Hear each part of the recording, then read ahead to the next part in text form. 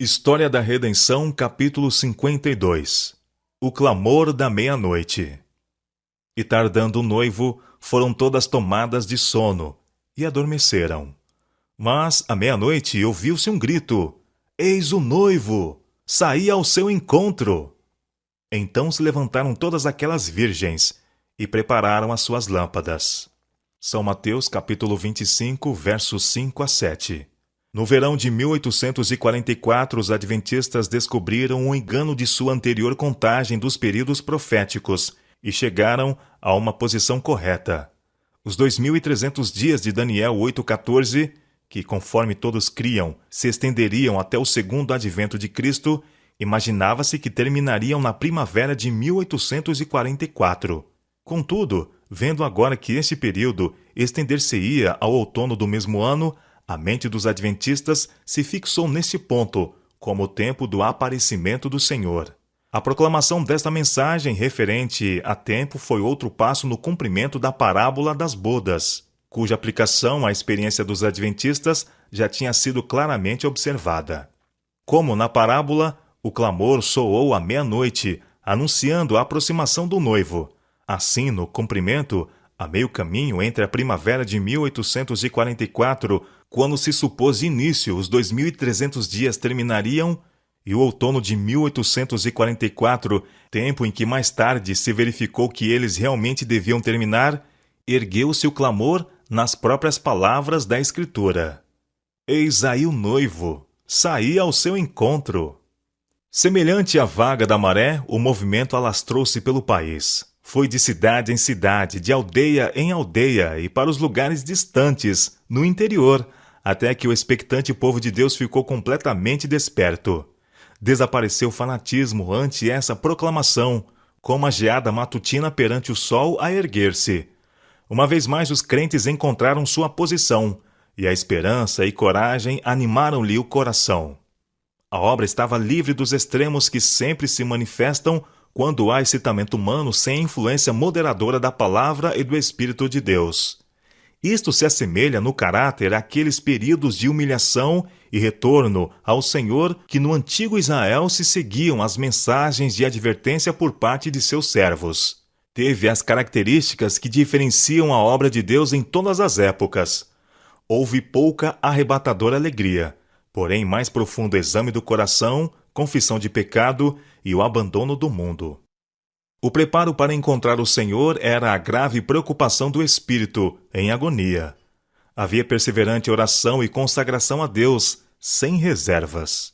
O clamor da meia-noite não era tanto levado por argumentos, se bem que a prova das Escrituras fosse clara e concludente. Ia com ele um poder impulsor que movia a alma. Não havia discussão nem dúvidas. Por ocasião da entrada triunfal de Cristo em Jerusalém, o povo que de todas as partes do país se congregara a fim de solenizar a festa, foi em tropel ao Monte das Oliveiras, e unindo-se à multidão que acompanhavam a Jesus, deixou-se tomar pela inspiração do momento, e ajudaram a volumar a aclamação. Bendito o que vem em nome do Senhor. São Mateus, capítulo 21, verso 9. De modo semelhante, os incrédulos, que se congregavam nas reuniões adventistas, alguns por curiosidade, outros meramente com o fim de ridicularizar, sentiram o poder convincente que acompanhava a mensagem. Eis o noivo. Naquele tempo, houve fé que atraía a resposta à oração, fé que se fixava na recompensa. Como aguaceiro sobre a terra sedenta, o Espírito de graça descia sobre os que ardorosamente o buscavam. Os que esperavam em breve estar face a face com o seu Redentor sentiram uma solene e inexprimível alegria. O poder eternecedor e subjugante do Espírito Santo sensibilizou-lhes o coração, enquanto onda após onda da glória de Deus se derramava sobre os crentes fiéis. Cuidadosa e solenemente os que recebiam a mensagem chegaram ao tempo em que esperavam encontrar-se com o Senhor. Sentiam como primeiro dever, cada manhã, obter a certeza de estar aceitos por Deus. Seus corações estavam intimamente unidos, e eles oravam muito com os outros e uns pelos outros. A miúde se reuniam em lugares isolados para ter comunhão com Deus, e dos campos e bosques, vozes de intercessão ascendiam ao céu. A certeza da aprovação do Salvador era-lhes mais necessária do que o alimento diário, e se alguma nuvem lhes toldava o espírito, não descansavam, enquanto a mesma não fosse dissipada. Sentindo o testemunho da graça perdoadora, almejavam contemplar aquele que era o amado de sua alma. Desapontados, mas não abandonados.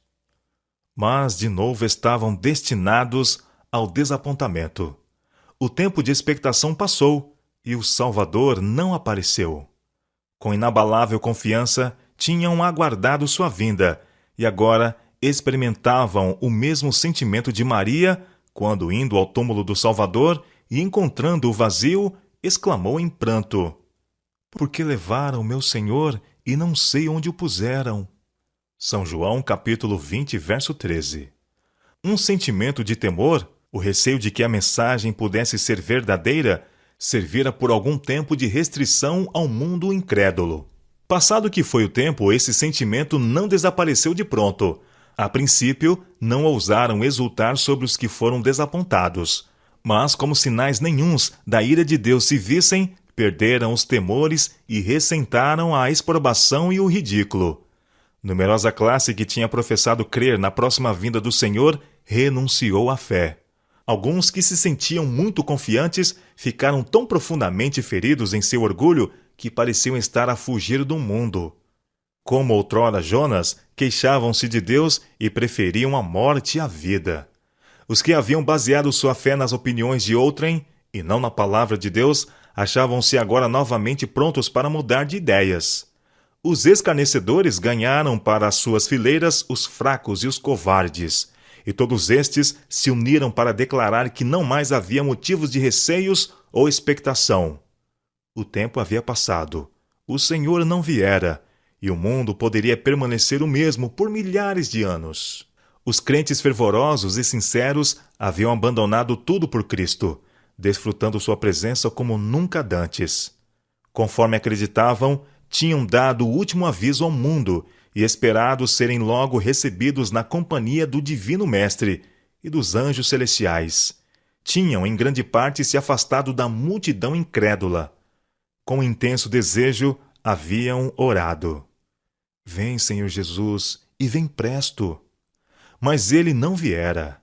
E agora, assumir de novo o fardo pesado dos cuidados e perplexidades da vida, suportar as exprobrações e zombarias de um mundo escarnecedor, era, em verdade, uma terrível prova de fé e paciência.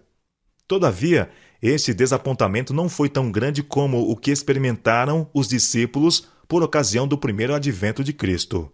Quando Jesus cavalgou triunfalmente para Jerusalém, seus seguidores queriam estar ele prestes a ascender ao trono de Davi e liberar Israel dos seus opressores.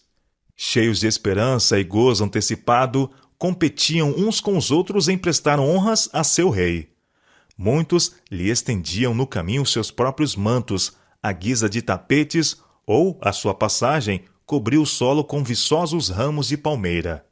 Uniam-se com entusiástica alegria, na aclamação festiva: "Hosana ao filho de Davi." Quando os fariseus, perturbados e enraivecidos por esta manifestação de júbilo, quiseram que Jesus repreendessem os discípulos, ele replicou: "Asseguro-vos que, se eles se calarem, as próprias pedras clamarão." São Lucas capítulo 19, verso 40. A profecia devia ser cumprida. Os discípulos estavam executando o propósito de Deus. Entretanto, amargo desapontamento os aguardava. Apenas decorridos alguns dias tiveram de testemunhar a morte atroz do Salvador e depô-lo na sepultura. As expectativas que nutriam não se haviam realizado em um único particular, e suas esperanças morreram com Jesus. Não puderam, antes de o Senhor triunfar do túmulo, perceber que tudo havia sido predito na profecia e que era necessário que o Cristo padecesse e ressurgisse dentre os mortos. Atos capítulo 17, verso 3.